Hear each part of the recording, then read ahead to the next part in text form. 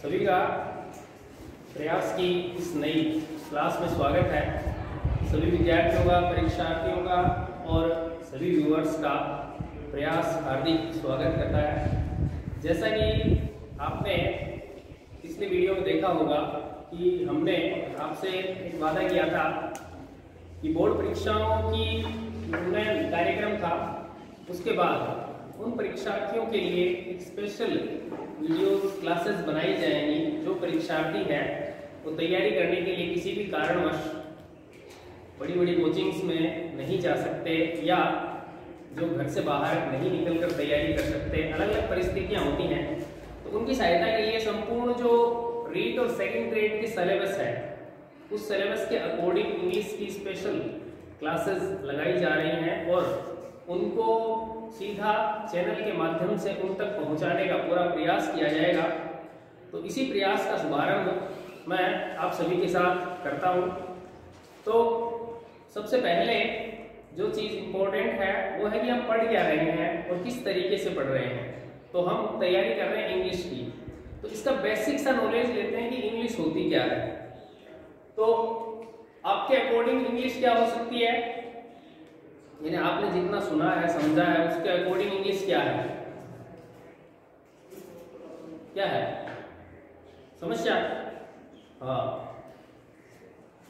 आपको क्या लगता है कि इंग्लिश है बड़ी समस्या है, और राजस्थान में रियल में क्या है, इसको समस्या ही समझा जाता है। तो इसको समस्या मत समझो। इंग्लिश की एक सिंपल सी थ्योरी आपको बताता हूं कि जितना इंग्लिश के साथ आप पॉजिटिव रहोगे, जितना इंग्लिश के साथ आप फ्रेंडली रहोगे, उतना ही इंग्लिश है वो आपको इजी महसूस होगी और इंग्लिश आपके साथ फ्रेंडली रहेगी। तो इंग्लिश सीखने के लिए दो चीजें इंपॉर्टेंट सी आप अपने दिमाग में बैठा लो कि be positive and be friendly with English. जिस तरीके से अंग्रेज लोगों को आपने देखा होगा, जब आप अपने यहाँ घूमने के लिए आते हैं तो वो जितने फ्रेंडली होते हैं उतना तो नहीं होना, लेकिन इंग्लिश के साथ आप फ्रेंडली रहो तो इंग्लिश है वो इजी वे में समझ में आएगी। और जहां तक कंपटीशन की बात है, चाहे रीट का हो चाहे सेकंड ग्रेड का हो, तो मैं आपको इंश्योर करता हूं, पक्का विश्वास दिलाता हूं कि आप में से कोई भी ऐसा बच्चा नहीं रहेगा जो कि इंग्लिश न सीख पाए। केवल प्रशासनिक जो सेवाएं होती हैं, राजस्थान लेवल जो होता है उसमें आरएस को छोड़ के कोई भी ऐसी एग्जाम नहीं है जिसको कि हम 90 घंटे में क्लियर नहीं कर पाए। यानी 90 दिन में तैयारी कर लो, आप कोई भी एग्जाम को फाइट कर सकते हैं। तो आपको केवल वो 90 दिन है वो अपनी जिंदगी के लिए, अपने कैरियर के लिए देने होते हैं। और यदि आप 90 दिन भी नहीं दे सकते तो फिर आपको ये दिखावा करने की कोई जरूरत नहीं है कि आप पढ़ते हैं, तैयारी करते हैं, आप कैरियर बनाते हैं। तो आपको केवल 90 दिन चाहिए किसी भी एग्जाम को फाइट करने के लिए। और इंग्लिश है और जो लैंग्वेजेस हैं उनसे बहुत सरल है। ये आप जैसे जैसे पढ़ते जाएंगे वैसे वैसे आपको समझ में आता जाएगा। तो अपना क्वेश्चन था कि इंग्लिश है क्या? समस्या नहीं है। इंग्लिश क्या है? इंग्लिश एक लैंग्वेज है। क्या है? इंग्लिश एक लैंग्वेज है। लैंग्वेज यानी एक भाषा है। भाषा आप सभी समझते हैं, जैसे आपकी जो भाषा है वो हिंदी है या अपनी भाषा की है, मारवाड़ी है ना, राजस्थानी है। तो उसी तरीके से इंग्लिश क्या है? एक लैंग्वेज है। अब लैंग्वेज क्या होती है? तो आप कहेंगे कि लैंग्वेज भाषा होती है, लेकिन ग्रामर के अनुसार लैंग्वेज क्या होती है, किस चीज को हम लैंग्वेज कहते हैं, तो उसके लिए एक सिंपल सा नाम याद रखो कि system of communication. System of communication he language होती है। कम्युनिकेशन जानते हो क्या होता है? कम्युनिकेशन होता है आपस में बातचीत करना, किसी सूचना का या किसी बात को आप किसी दूसरे को बताते हो और उसकी सूचना है वो प्राप्त करते हो। तो ये चीजें ही क्या कहलाती है? कम्युनिकेशन, या आपस में संचार करना ही कम्युनिकेशन है। या जैसे छोरियों के लिए क्या होता है? चुगली करना ही कम्युनिकेशन। चुगली करो दे बिना शुद्ध भाषा में, बढ़िया भाषा में क्या बोलता है ना? कम्युनिकेशन। ठीक है, तो कम्युनिकेशन का जो सिस्टम है उसी सिस्टम को हम क्या कह देंगे कि ये एक लैंग्वेज है। ठीक है, क्लियर है? परीक्षा के लिए, एग्जाम के लिए आपको याद रखना है कि language is a system of communication. Language is a system of communication, यानी ये ऑप्शन याद रखना है, सिस्टम ऑफ कम्युनिकेशन। इसी को आप क्या कह देंगे? It is a language. ठीक है, अब लैंग्वेज जो है, लैंग्वेज किस प्रकार की लैंग्वेज है? हम कौन सी लैंग्वेज पढ़ रहे हैं? कौन सी पढ़ रहे हैं? इंग्लिश। अब इंग्लिश आपने ये सीख लिया कि इंग्लिश तो एक लैंग्वेज है।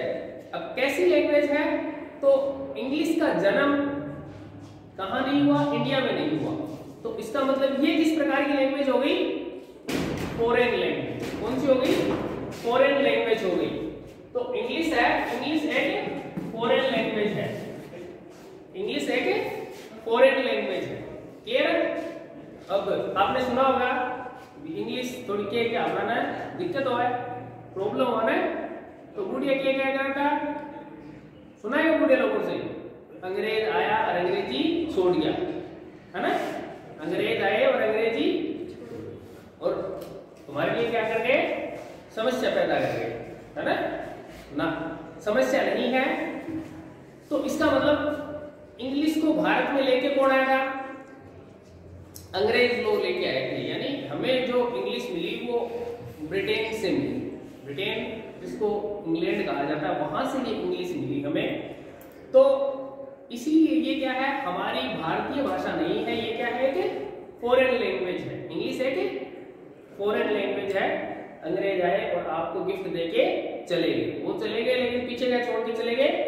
इंग्लिश आपके लिए छोड़ के चले गए। अब आप क्या कर रहे हो इंग्लिश के साथ? स्पेशली मैं राजस्थान की बात करता हूं, तो आप क्या कर रहे हो? आप अंग्रेजों का बदला है वो अंग्रेजी से ले रहे हो। लगता है ना आपको? अंग्रेजों का बदला हम किससे ले रहे हैं? अंग्रेजी से। हमें जितने अंग्रेज बुरे लगते थे उतनी अंग्रेजी बुरी लगती है ना? इसीलिए हम इससे दूर भागते हैं, इससे डरते हैं, या ऐसा कहें कि हम इसको पढ़ना नहीं चाहते। लेकिन ऐसा नहीं होना चाहिए।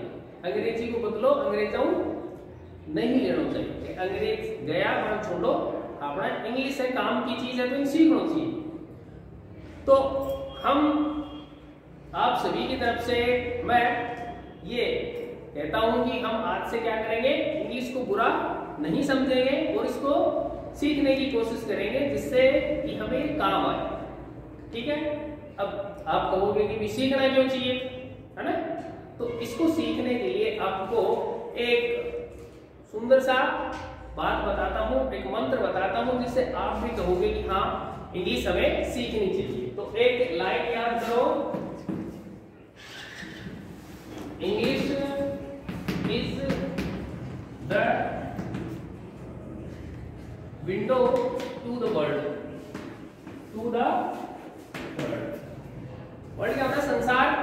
अब एक लाइन यदि याद कर ली, या एक लाइन यदि आपके दिमाग में बैठ गई, आपने इस चीज को दिमाग में बैठा लिया कि English is the window to the world. English संसार की खिड़की होती है। इंग्लिश जो लैंग्वेज है वो संसार की क्या है? खिड़की है। यानी इंग्लिश के सहारे या इंग्लिश भाषा के सहारे आपको वो रास्ता मिलता है जिस रास्ते से आप किस तक रीच कर सकते हैं? पूरे संसार तक। वर्ल्ड में शायद एकमात्र इंग्लिश ही ऐसी लैंग्वेज है जिसको जानने वाला व्यक्ति वर्ल्ड में कहीं भी जाकर बात कर सकता है, दूसरे की बात समझ सकता है। इसलिए कहा जाता है कि English is the window to the world. तो इस चीज को, इस ऑप्शन को याद रखना है कि इंग्लिश को क्या कहा जाता है? इंग्लिश को कहा जाता है विंडो टू द वर्ल्ड। ये ऑप्शन आपको मिलेगा, तो ये आपको याद रखना है।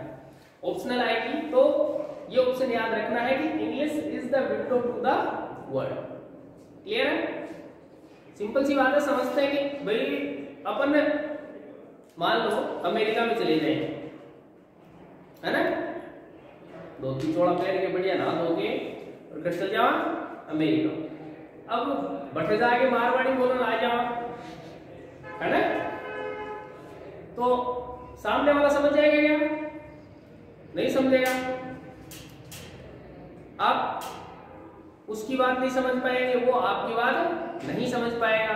लेकिन यदि आप इंग्लिश में कुछ कहेंगे तो वो क्या करेगा, समझ जाएगा, वो आपसे बात करेगा। तो यही बात समझाना चाहता है कि आप इंग्लिश के सहारे वर्ल्ड में कहीं भी जाकर किसी से भी बात कर सकते हैं, उसकी बात समझ सकते हैं।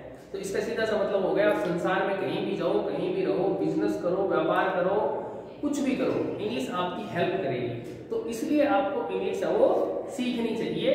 तो अंग्रेजों वाला बदला है वो इंग्लिश से मत लो और इसको सीखने की कोशिश करो। और इसको सीखने के लिए मैंने बहुत ही सिंपल सा तरीका बताया था, be positive and be friendly with English. दो ही चीजें ध्यान में रखो कि पॉजिटिव रहोगी हम सीख सकते हैं, दूसरा फ्रेंडली रहो इसके साथ टाइम स्पेंड करो। टाइम स्पेंड करने का मतलब है कि इंग्लिश का जितना आप एक्सरसाइज करेंगे बोलने का, पढ़ने का या ग्रामर का, उतना ही इंग्लिश आपको समझ में आएगी। तो इंग्लिश से दूरी मत बनाओ, इंग्लिश के साथ टाइम स्पेंड करो। इंग्लिश केवल टाइम की डिमांड करती है, समझ रहे हो? तो टाइम की डिमांड इसलिए करती है ताकि ये आपको समझ सके, आप इसको समझ सको। इसके साथ टाइम स्पेंड करो। एक चीज और होती है जो टाइम मांगती है, वो आप बाद में समझ जाओगे कि कौन सी चीज टाइम स्पेंड करने के लिए कहती है। समझ में आ रहा है थोड़ा थोड़ा? हाँ, तो इससे इस पता चलता है कि हम इंग्लिश है वो हमारे लिए कितनी इंपॉर्टेंट है और हमें क्यों पढ़नी चाहिए। दो क्वेश्चंस आपने याद किए, कौन कौन से याद किए कि इंग्लिश जो लैंग्वेज है, और लैंग्वेज क्या होता है, सिस्टम ऑफ कम्युनिकेशन। दूसरी चीज इंग्लिश है, इंग्लिश को क्या कहा जाता है, विंडो टू द वर्ल्ड। ये दो चीजें आपने इस चैप्टर में अच्छे से क्लियर की। आपने देखा इंग्लिश को एक लैंग्वेज के रूप में, अब इंग्लिश है एक वर्ड के रूप में। इंग्लिश एक वर्ड भी तो है ना, तो इस वर्ड के रूप में यदि इसको डिफाइन किया जाए तो सबसे पहली बात तो ये डिफाइन कौन करेगा, डिफाइन का मतलब कौन बताएगा कि ये वर्ड है वो फंक्शन क्या करता है, वो बताएगी ग्रामर। कौन बताएगी, ग्रामर। एक टॉपिक है पार्ट्स ऑफ स्पीच, जो हम आगे जब अपना सिलेबस लेके चलेंगे तब पढ़ेंगे पार्ट्स ऑफ स्पीच। तो ग्रामर के अनुसार ये जो आपका वर्ड है इंग्लिश, ये इंग्लिश वर्ड है वो क्या फंक्शन करता है, तो वो हम सीखेंगे। तो ग्रामर के अनुसार इंग्लिश दो प्रकार से फंक्शन कर सकती है। जिस तरीके से इसका यूज किया जाए उसी तरीके से ये फंक्शन करेगी। तो आपके लिए बहुत ही अच्छा सा कंपटीशन लेवल का क्वेश्चन है, वो आप नोट करें। फिर आप इसमें देखें कि कौन सी चीज आप डिफाइन करते हैं, किस तरीके से ये वर्ड डिफाइन होता है। तो जैसे ब्लैंक्स है, इसमें ब्लैंक्स देने के बाद में आप कहेंगे इंग्लिश स्पीक्स इंग्लिश। ये मान लीजिए कि आपका कंपटीशन की कोई एग्जाम है और उसमें ये क्वेश्चन आया है जिसमें दो ब्लैंक्स दिए हुए हैं। कितने ब्लैंक्स दिए हुए हैं, दो। और इन ब्लैंक्स में आपको आर्टिकल देखिए, क्या देनी है, आर्टिकल यूज करते हुए आपको के ब्लैंक्स कंप्लीट करने हैं। तो अपना दिमाग लगाओ, दौड़ाओ जितना दौड़ा सकते हो, क्योंकि इंग्लिश के स्टूडेंट हो तो आपने आर्टिकल अच्छे से पढ़ा होगा। आपको देना है कि दोनों ब्लैंक्स में किस आर्टिकल का आप यूज करते हो। यदि सही यूज कर पाते हो आप, तो इसका मतलब तो ये हुआ कि आपकी इंग्लिश ग्रामर है उसकी स्टार्टिंग अच्छी हो रखी है। क्योंकि हमने जो आर्टिकल पढ़े थे जिसको हम करके याद करते थे बचपन में, वो अच्छे से पढ़ा हुआ है तो इसका मतलब सही हो रहा है। यदि उसमें दिक्कत आ रही है तो इसका मतलब जो स्टार्टिंग ऑफ द ग्रामर है, या हम कहेंगे बेस ऑफ द ग्रामर है, वहां दिक्कत है। तो वो आप अच्छे से उसको तैयारी करना शुरू करें। देखिए ये सब्जेक्ट यूज हो रहा है, ये वर्ब है, इट मींस इंग्लिश बोलता है, इंग्लिश है बोलता है। और ये ऑब्जेक्ट के रूप में यूज हो रही है। ये किस रूप में यूज हो रही है, ऑब्जेक्ट के। तो इंग्लिश इंग्लिश बोलता है, ये तो इसका सिंपल सा अर्थ निकला है ना। दिमाग को घुमाओ मत, घुमाने की जरूरत नहीं है, दिमाग लगाओ। इंग्लिश इंग्लिश बोलता है, ठीक है। तो ये जो फर्स्ट वाला जो वर्ड है इंग्लिश, ठीक है, ये कोई नाउन या प्रोनाउन हो सकता है। क्यों? क्योंकि ये सब्जेक्ट के रूप में यूज हुआ है, तो इंग्लिश प्रोनाउन तो हो नहीं सकती, तो इट मींस ये नाउन है। क्या है ये? एक नाउन। क्लियर है? क्या बोलता है? इंग्लिश बोलता है। ये आपने सीख लिया इंग्लिश क्या है? लैंग्वेज है। तो ये इंग्लिश एक लैंग्वेज है, तो ये भी क्या होगी? एक नाउन होगी। दोबारा से दूसरा पेज फंस गया, दोनों ही नाउन है। अब आर्टिकल कौन से है? तो इंग्लिश जो बोल रहा है वो क्या है? वो एक पर्सन है, व्यक्ति है, मनुष्य है, मानव है। ठीक है? तो इस इंग्लिश का अर्थ है इंग्लिश मैन। क्या है? इंग्लिश मैन, अंग्रेज, जिससे आपको बहुत नफरत है ना? तो वो ही अंग्रेज है। इंग्लिश वर्ड जो आया है वो एक्चुअल में इंग्लिश मैन के लिए आया है। क्लियर है? तो इंग्लिश मैन हो गया, तो इसका मतलब प्रॉपर नाउन है। कौन सी नाउन है? प्रॉपर नाउन है। तो ये नाउन प्रॉपर यूज हो रही है। अब यहां बताइए आप आर्टिकल ए एंड बी या क्रॉस, ए एंड बी तीन ऑप्शन आपके पास, या नहीं लगाते तो आप क्या कहते हैं? क्रॉस आएगा या नहीं आएगा। तो यहां इंग्लिश मैन के रूप में आप क्या लगा सकते हैं? एन लगा सकते हैं। क्या लगा सकते हैं? एन। क्लियर है? अब बात किसकी रही? इस इंग्लिश की बात रही है ना? तो ये आपको पता है किसके लिए आया है? लैंग्वेज के लिए आया है। ये तो पर्सन के लिए आया है, और ये किसके लिए आई है? लैंग्वेज के लिए। तो इंग्लिश लैंग्वेज की जब बात कर रहा है तब ये क्या हो जाएगी? अनकाउंटेबल नाउन हो जाएगी। ऐसे सुना था कभी? एक इंग्लिश, दो इंग्लिश, तीन इंग्लिश? नहीं है ना? एक अंग्रेज, दो अंग्रेज, तीन अंग्रेज, ये तो हो सकता है। एक इंग्लिश, दो इंग्लिश नहीं हो सकता ना? अनकाउंटेबल हो गई। क्या हो गई? अनकाउंटेबल। तो इसका मतलब इसमें आप एक एंड दोनों का ही प्रयोग नहीं कर सकते। क्लियर? तो इस तरीके से इन दोनों ब्लैंक्स को आप कंप्लीट करेंगे। तो इसका मतलब क्या हो गया? इंग्लिश मैन को इंग्लिश कहा जाए तब प्रॉपर नाउन है, लेकिन काउंटेबल। क्या है? काउंटेबल। इंग्लिश लैंग्वेज के लिए है तब प्रॉपर नाउन है, क्योंकि लैंग्वेज में स्पेशलिटी होगी ना। कौन सी लैंग्वेज? स्पेशल, यानी इंग्लिश लैंग्वेज। तो इसका मतलब ये प्रॉपर नाउन। ठीक है? लेकिन लैंग्वेज अनकाउंटेबल होती है। लैंग्वेज क्या होती है? अनकाउंटेबल। यदि इंग्लिश, एक इंग्लिश, दो इंग्लिश काउंट नहीं कर सकते ना अपन, तो अनकाउंटेबल है। इसलिए इसमें क्या है कि क्रॉस, यानी कोई भी इसमें आप यूज नहीं कर सकते। तो इस तरीके से वर्ड वाइज आप क्या कहेंगे कि इंग्लिश प्रॉपर नाउन है। इंग्लिश अंग्रेज पर्सन के लिए यूज होती है। इंग्लिश लैंग्वेज ये एक भाषा के लिए भी यूज हो सकता है। इस तरीके से इंग्लिश जो वर्ड है वो दो जगह पे यूज करके ये ग्रामेटिकली इसके दो फंक्शन है।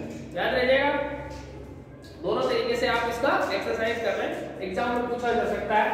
सिंपल सी बात है, क्योंकि आप इंग्लिश के लिए स्टूडेंट हैं और इंग्लिश के बारे में यदि इतना भी नहीं जानते हैं तो फिर गलती हमारी रहेगी। एग्जामिनर की गलती नहीं कि उसने ऐसा प्रश्न पूछा, गलती हमारी है। इंग्लिश के स्टूडेंट हो गए, इंग्लिश का हमें पता नहीं है वर्ड वाइज क्या फंक्शन करता है। क्लियर है? ये इंग्लिश की बातें आपने की दो तरीके से। इंग्लिश लैंग्वेज है, कैसी लैंग्वेज है, कहां से आई, दूसरा इंग्लिश को पढ़नी चाहिए। फिर उसके बाद आपने देखा कि इंग्लिश जो एक वर्ड है वो वर्ड है, उस वर्ड के रूप में आपने इसकी क्या यूज की। अगला जो है जिसको हम कहते हैं कि किसी भी लैंग्वेज की लर्निंग प्रोसेस, किसी भी लैंग्वेज की लर्निंग प्रोसेस। लर्निंग तो जानते हो, लर्निंग होता है सीखना, और प्रोसेस आपको पता ही है। तो किसी भी लैंग्वेज की लर्निंग प्रोसेस क्या होती है, वो प्रोसेस मैं आपको सिंपल से एक स्टेप बाय स्टेप में बताऊंगा। तो लर्निंग प्रोसेस में सबसे हम स्टार्ट में जब सीखते हैं तो हम सीखते हैं साउंड। क्या सीखते हैं? साउंड। जब आप छोटे थे तो हुआ करते थे ना, अब भी जब घर पे पढ़ती है तो हुआ तो करते हो, है ना? घर पर कहते लाल या थप्पड़ तो क्या हुआ है, हुआ ही निकला है, लेकिन वो हुआ अलग है। बचपन में जो साउंड निकलती है या जिस चीज को स्टार्ट करते हैं सीखना, तो वो साउंड जो होती है वो लैंग्वेज की लर्निंग की स्टार्टिंग होती है। क्लियर? विशेषता क्या होती है?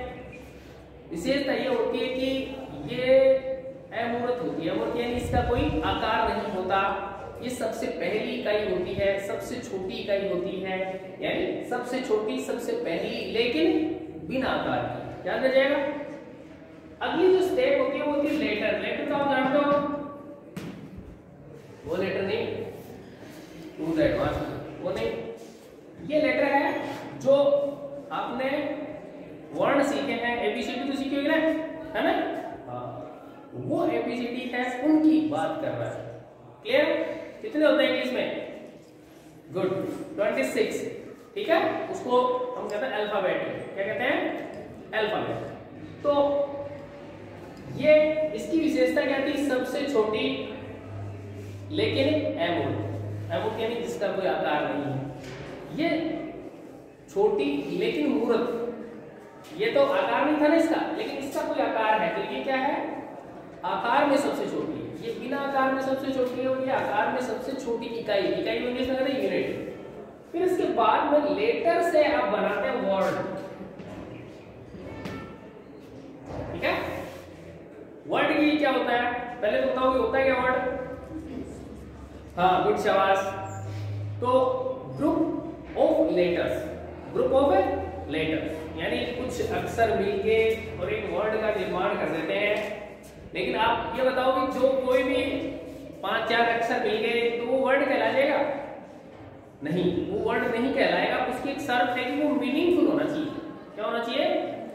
मीनिंगफुल होना चाहिए। अकड़ पकड़ ककड़ नहीं होता है ना, उसका कोई मीनिंग निकलना चाहिए, तो वो तब क्या कहलाएगा? वर्ड कहलाएगा। क्लियर है? अब इसकी क्या स्पेशलिटी है? देखो, क्रम से याद करो। साउंड सबसे छोटी इकाई है ना, लेकिन एमोड। ये सबसे छोटी इकाई लेकिन मूर्त यानी कॉन्क्रीट है, इसका कोई आकार है। वर्ड सबसे छोटी मीनिंगफुल इकाई, सबसे छोटी मीनिंगफुल इकाई, क्योंकि इन दोनों का कोई अर्थ नहीं था ना। अब आपके सामने कोई लिख दे बी, इसका क्या अर्थ हुआ? नहीं हुआ ना, तो इसका कोई अर्थ नहीं है। लेकिन आपके सामने लिख दे बाई, तो इसमें 3 अक्षर मिल गए, मीनिंग निकला, पहली बार निकला, तो इसलिए कहते हैं कि वर्ड है वो सबसे छोटी मीनिंगफुल इकाई होती है। क्लियर है? फिर वर्ड के बाद क्या आता है? फ्रेज। वही सिस्टम इसमें है। वर्ड क्या था? ग्रुप ऑफ लेटर्स था। फ्रेज क्या हो जाएगी? Group of words. ठीक है, सर तो वो सेम टू सेम कि मीनिंगफुल होनी चाहिए, अर्थ निकलना चाहिए। फिर अगला स्टेप जो होता है वो सेंटेंस होती है। क्या होता है? सेंटेंस। अब मैंने सेंटेंस के आगे फुल स्टॉप लगा दिया। देखो, फुल स्टॉप लग गया ना, तो आप समझ जाओ कि आपकी जो ये प्रोसेस है वो सेंटेंस पर खत्म होती है। तो आपने कहा कि फ्रेज होती है ग्रुप ऑफ वर्ड्स। अब ग्रुप ऑफ वर्ड्स होती है लेकिन मीनिंगफुल भी होती है। ठीक है, अब आप सेंटेंस पे गए तो सेंटेंस भी कहता है कि ग्रुप ऑफ वर्ड्स है लेकिन मीनिंगफुल है। अब यहां तो चक्कर पड़ गया है ना, कि ये भी ग्रुप ऑफ वर्ड्स, ये भी ग्रुप ऑफ वर्ड्स, ये भी मीनिंगफुल और ये भी मीनिंगफुल। ठीक है ना, तो इनके बीच में डिफरेंस क्या रहेगा? डिफरेंस रहेगा एक छोटी सी चीज कि यदि group of word complete sense दे पाता है, यानी कंप्लीट अर्थ दे पाता है, तब तो आप क्या कह देंगे? ये सेंटेंस है। लेकिन कंप्लीट अर्थ न दे पाए तब आप क्या कह देंगे? फ्रेज है। ठीक है, सिंपल सा है कि इन the corner, on the floor, on the road, ठीक है, ऑन द ब्लैक बोर्ड। लेकिन आप कहें कि she is sitting in the corner, she is sitting in the corner, तो ये पूरा अर्थ दे रही है, तो इसका मतलब ये सेंटेंस है। और इतना ही बोला आपने इन the corner, in the corner, तो ये क्या हो गई? ये एक फ्रेज है। तो ये हमारी किसी भी लैंग्वेज को सीखने की लर्निंग प्रोसेस होती है, और इसी प्रोसेस से किसी भी लैंग्वेज को सीखना, सिखाना, लिखना, लिखाना, बोलना, सारी जो प्रोसेस होती है वो इसी के हम करते हैं। सबसे पहले साउंड आती है, फिर लेटर, वर्ड, फिर फ्रेज, फिर सेंटेंस। आप भी थोड़ा सा दिमाग लगाएं, याद करने की कोशिश करें कि जब आपने बचपन में ये चीजें सीखी थी, यानी इंग्लिश सीखी थी, है ना, तब आपने ऐसे ही सीखी होगी।